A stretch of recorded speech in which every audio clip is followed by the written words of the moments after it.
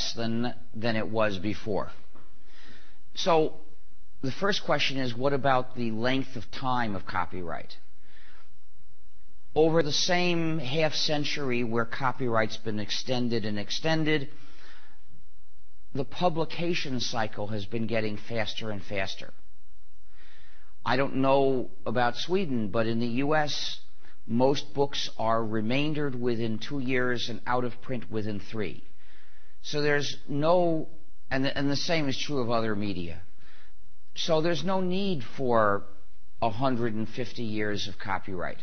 I suggest that copyright should last for 10 years starting from the date of publication.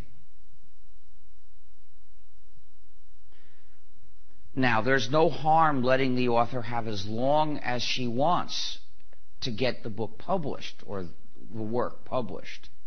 We're not losing anything if we're not allowed to make copies while we don't have any copies.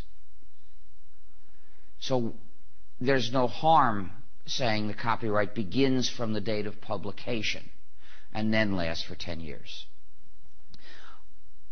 I suggest this as a first step. After we change it to 10 years, we can then wait a while and see how it's going, and then we could make it shorter or longer based on what we see. I proposed this once on a panel discussion with writers. I expected some fireworks and I got some. The award-winning fantasy writer sitting next to me said, 10 years, that's out of the question. Anything more than 5 years is intolerable. I was surprised too. I naively assumed that when the entertainment companies said that the authors needed more copyright power, that they were telling the truth. When they want more power, they say they're doing it on behalf of the creators. That word almost makes them sound like gods. They deserve special power over mere mortals, right? But in fact, these same companies that demand more power over everybody in the name of writers are grinding those writers and artists into the ground with their heels. This writer had a dispute with his publisher. His contract had a standard clause in it which said that when the book went out of print, the rights would revert to him. Well, his book appeared to be out of print for all he could tell, but the publisher wouldn't admit it. He had to get into a legal dispute with his publisher just to get the right to distribute copies of his own book so that people could read them.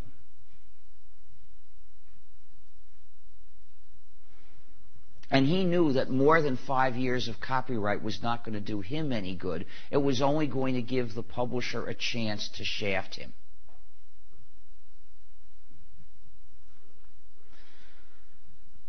So, well, I proposed 10 years as a first cut at making copyright a reasonable length of time.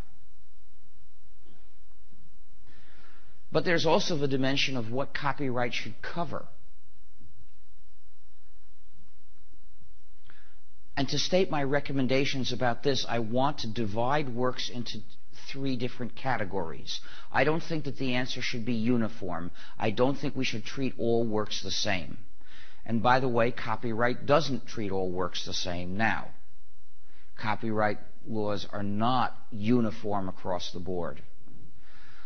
So, since we're talking about making a deal, a trade, we don't have to make the same deal for everything. We can divide works up into categories, and for each category, make the deal that we, the public, think is best. So here are my 3 categories. First, there are the works of practical use, the works whose contribution to society is that people use them to do practical jobs. Second, the works that say what certain parties think. And third, the works of art and entertainment, whose contribution to society is in the impact they make. For each of these categories, I have a different recommendation based on the way society uses the work. First, the works of practical use, functional works, knowledge works. These include software and recipes and educational works and reference works and text fonts, and surely other things as well. These should all be free, and all for the same reason. Because you use these works to do jobs in your life.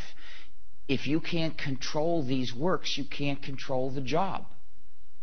So you've got to be free to change the works that you use in order to control your own life.